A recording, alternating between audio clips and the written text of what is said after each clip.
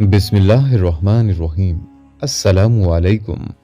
दरवेश टीवी के मुअज़्ज़ज़ ख़वातीन व हज़रात, एक ऐसी अनोखी रात कि जिस रात के अंदर इंसानी ज़िंदगियों के बारे में बहुत अहम फैसले किए जाएंगे। कौन मरेगा, कौन जिएगा और कौन इस दुनिया में एक नई ज़िंदगी की शुरुआत करेगा और कौन इस दुनिया को छोड़कर अलविदा कहेगा और कौन गरीब से अमीर बन जाएगा और किसकी ज़िंदगी का ज़वाल शुरू होने वाला है और किन लोगों के नाम मुर्दा लोगों की लिस्ट में लिख दिए जाएंगे। नाज़रीन, हमारी आज की इस मुफीद वीडियो में आप ये सब बातें जानेंगे कि शब बुरात की हकीकत क्या है, इस रात में नामा अमाल क्यों तब्दील होते हैं और इस रात में इंसानों के बारे में कौन कौन से अहम फैसले किए जाते हैं, और अगर खुदा न खास्ता हमारा नाम भी मुर्दा लोगों की लिस्ट में लिखा जा चुका हो तो हमें क्या करना चाहिए। और हाँ, आपको ये भी बताएंगे कि इस रात कितने लोगों की मगफिरत की जाती है और इस रात वो कौन से बदबख्त लोग हैं कि जिनकी मगफिरत ही नहीं की जाती। वीडियो में आप ये भी जान पाएंगे कि हुजूर सल्लल्लाहु अलैहि वसल्लम ने इस रात कौन कौन से अमाल करने का इरशाद फरमाया और मुसलमानों को शब बुरात को किस तरह गुजारना चाहिए। नाजरीन, इन तमाम सवालात के जवाबात कुरान और हदीस से मुकम्मल तहकीक के बाद शेयर कर रहे हैं और वीडियो के आखिर में आपको ये भी बताएंगे कि शब बुरात को फौत शुदगान की रूहें दुनिया में वापस क्या करने आती हैं। ये सब पहले नाजरीन, शब बुरात से मुतल्लिक ये जान लीजिए कि शाबान की 15वीं शब बुरात कहलाती है, यानी वो रात जिसमें मखलूक को गुनाहों से बरी कर दिया जाता है। और तकरीबन 10 सहाबा इकराम से इस रात के मुतल्लिक हदीस मनकूल हैं। हज़रत आयशा रज़ी अल्लाह तआला अन्हा फरमाती हैं कि शाबान की 15वीं रात को मैंने नबी करीम सल्लल्लाहु अलैहि वसल्लम को अपनी आरामगाह पर मौजूद ना पाया तो तलाश में निकली, देखा कि आप जन्नतुल बकी के कब्रिस्तान में हैं। फिर हुजूर सल्लल्लाहु अलैहि वसल्लम ने मुझसे फरमाया कि आज शाबान की 15वीं रात है। इस रात में अल्लाह ताला आसमान दुनिया पर नजूल फरमाता है और कबीला बनु कल्ब की बकरियों के बालों की तादाद से भी ज्यादा गुनाहगारों की बख्शिश फरमाता है। दूसरी हदीस में है कि इस रात में इस साल पैदा होने वाले हर बच्चे का नाम लिख दिया जाता है और इस रात में इस साल मरने वाले हर आदमी का नाम भी लिख लिया जाता है। बल्कि इब्ने अबी दुनिया ने अता बिन यस्सार से रिवायत किया है कि निस्फ शाबान की रात को मौत के फरिश्ते हजरत इजराइल अलैहिस्सलाम को एक सहीफा देकर कहा जाता है कि जिन लोगों के नाम इसमें दर्ज हैं उनकी रूह कब्ज़ कर लो। और हाँ, मजीद रिवायात में ये भी दर्ज है कि बंदे शादी करते हैं और घर तामीर करने लगे होते हैं जबकि उनके नाम इजराइल अलैहिस्सलाम को दिए गए इस सहीफे में दर्ज होते हैं, यानी इस बरस उनका इंतकाल हो जाता है।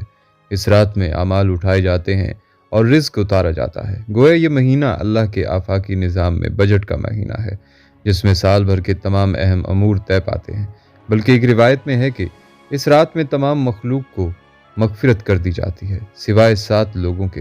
नाज़रीन, वो 7 लोगों में मुशरिक, वालदैन का नाफरमान, कीना परवर, शराबी, कातिल, शलवार को टखनों से नीचे लटकाने वाला और चुगलखोर, इन 7 अफराद की इस अजीम रात में भी मगफिरत नहीं होती जब तक कि ये अपने जराइम से तौबा न कर लें।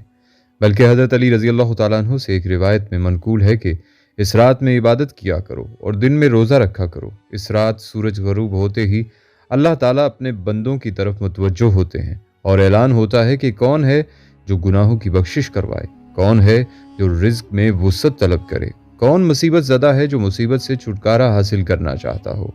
नाज़रीन, इन हदीस करीमा और सहाबा कराम और बुजुर्गान दीन के अमल से साबित होता है कि इस रात में 3 काम करने के हैं। पहला काम, कब्रिस्तान जाकर मुर्दों के लिए ईसाले सवाब और मगफिरत की दुआ की जाए। लेकिन याद रहे कि नबी करीम सल्लल्लाहु अलैहि वसल्लम से सारी हयात मुबारका में सिर्फ एक मरतबा शब बुरात में जन्नतुल बकी के कब्रिस्तान में जाना साबित है।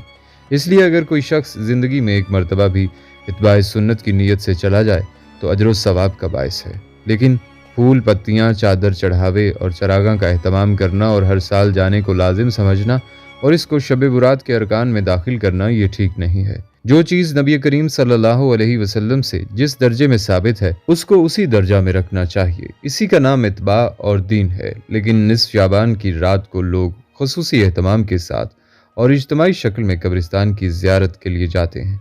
इस सिलसिले में अर्ज़ है कि यूँ तो किसी भी दिन या किसी भी रात मसनून तरीक़ा से ज़ियारत जायज़ है, लेकिन नबी सल्लल्लाहु अलैहि वसल्लम ने तो इसकी तरगीब दिलाई है कि ये फ़िक्र मौत और ज़िक्र आखिरत में मुआवन होती है। ज़ियारत के वक्त जो दुआ है وہ بھی صحیح احادیث میں ثابت ہے۔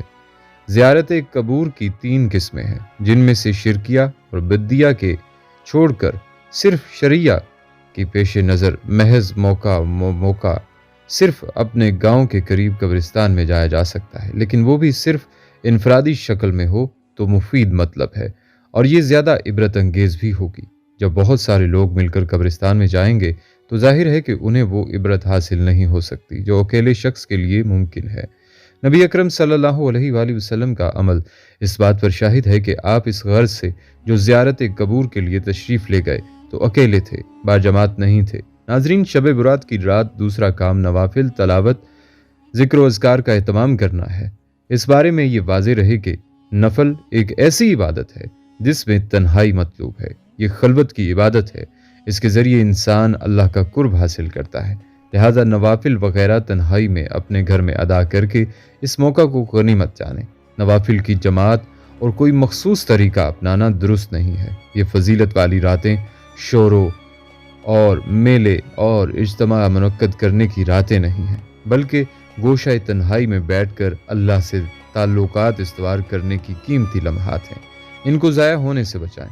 ناظرین، اس رات تیسرا کام دن میں روزہ رکھنا بھی مستحب ہے۔ ایک تو اس بارے میں حضرت علی رضی اللہ تعالیٰ عنہ کی روایت ہے، اور دوسرا یہ کہ نبی کریم صلی اللہ علیہ وسلم ہر ماہ ایام بیض یعنی 13، 14، 15 کے روزوں کا اہتمام فرماتے تھے۔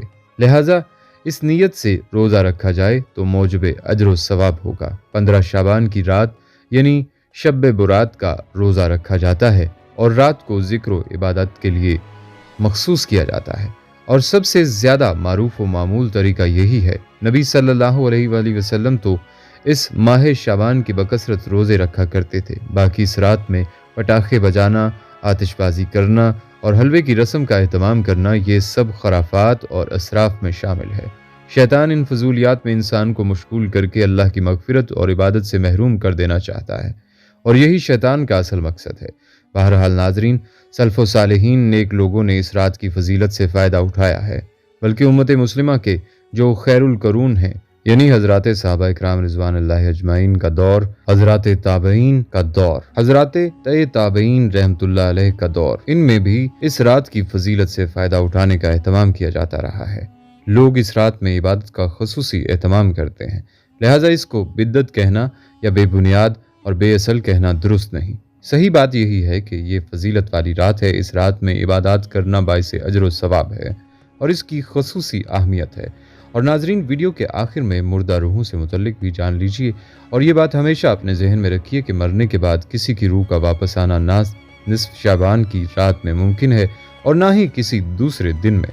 ہمارے برصغیر کے معاشرے میں مخصوص حلوہ کھانے اور کھلانے کی شوقین بعض مذہبی پیشواؤں نے تو اپنے مخصوص مفادات کے لیے روحوں کی آمد و رفت کا باقاعدہ ایک چارٹ مہیا کر رکھا ہے، جس کے مطابق وہ عوام میں فوت شدگان کے نام پر کھاتے پیتے اور کپڑے کی شکل میں نذرانے وصول کرتے رہتے ہیں۔ حالانکہ قرآن میں سورہ مومنون کی آیت نمبر 99 میں تو اس کی واضح تردید موجود ہے، یعنی بد عملی میں مبتلا لوگوں کے بارے میں اللہ تعالیٰ نے فرمایا ہے کہ یہ لوگ اپنے افعال سے باز نہ آئیں گے، یہاں تک کہ جب ان میں سے کسی کی موت آ جائے گی تو کہنا شروع کر دے گا کہ اے میرے رب، مجھے اس دنیا میں واپس بھیج دے، امید ہے کہ اب میں نیک عمل کروں گا جسے چھوڑ آیا ہوں۔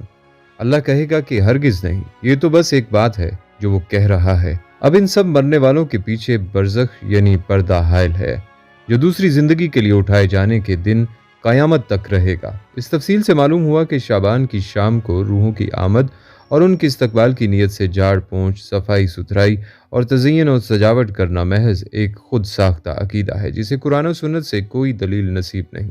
لیکن اگر کوئی بلکہ عموماً لوگ روزانہ ہی صفائی کرتے ہیں، وہ حسب معمول ہی اس شام بھی صفائی کرتے ہیں، تو پھر کوئی حرج نہیں، بلکہ یہ ایک مرغوب کام ہے۔ بہرحال ناظرین، حقیقت یہ ہے کہ اس رات کی فضیلت کو بے اصل کہنا غلط ہے، اور مجھے تو ایسا لگتا ہے کہ اللہ تعالیٰ نے یہ شب برات رمضان المبارک سے 2 ہفتے پہلے رکھی ہے۔ یہ در حقیقت رمضان المبارک کا استقبال ہے، رمضان کی ریہرسل ہو رہی ہے، رمضان کی تیاری کرائی جا رہی ہے کہ تیار ہو جاؤ، اب وہ مقدس مہینہ آنے والا ہے جس میں ہماری رحمتوں کی بارش برسنے والی ہے، جس میں ہم مغفرت کے دروازے کھولنے والے ہیں۔ اس کے لیے ذرا تیار ہو جاؤ۔ دیکھیے، جب آدمی کسی बड़े दरबार में जाता है तो जाने से पहले अपने आप को पाक साफ करता है, नहाता धोता है, कपड़े वगैरह बदलता है। लिहाजा जब अल्लाह ताला का अजीम दरबार रमज़ान की सूरत में खुलने वाला है तो इस दरबार में हाज़िरी से पहले एक रात दे दी और ये फरमाया कि आओ हम तुम्हें इस रात के अंदर नहला धुला कर पाक साफ कर दें, गुनाहों से पाक साफ कर दें, ताकि हमारे साथ तुम्हारा ताल्लुक सही मानों में कायम हो जाए। और जब ये ताल्लुक कायम होगा और तुम्हारे गुनाह धुलेंगे तो इसके बाद तुम रमज़ानुल मुबारक की रहमतों से सही माने में फैज़याब हो जाओगे। इस गर्ज के लिए अल्लाह ताला ने हमें ये रात अता फरमाई है, इसकी कदर पहचाननी चाहिए। हमें चाहिए कि इस शब की बरकतों को समेटें। खुदाए आलमीन से हमारी दुआ भी है कि दुनिया भर के मुसलमानों को इस रात ज़्यादा से ज़्यादा इस्तिफ़ादा करने की तौफीक मिले और हर शख्स का दामन आज की शब रहमत इलाही से भर जाए। ऐ अल्लाह पाक, इस मुकद्दस रात हम सब के मुकद्दर अच्छे लिख दीजिए। ऐ अल्लाह पाक, हमारी आने वाली नस्लों को भी खुशबख्त लिख दीजिए। ऐ अल्लाह पाक, हम सब आपकी रहमत और आपके फजल के तालिब हैं, हम सब पर अपना खास फजल फरमा दीजिए। आमीन या रब्बुल आलमीन।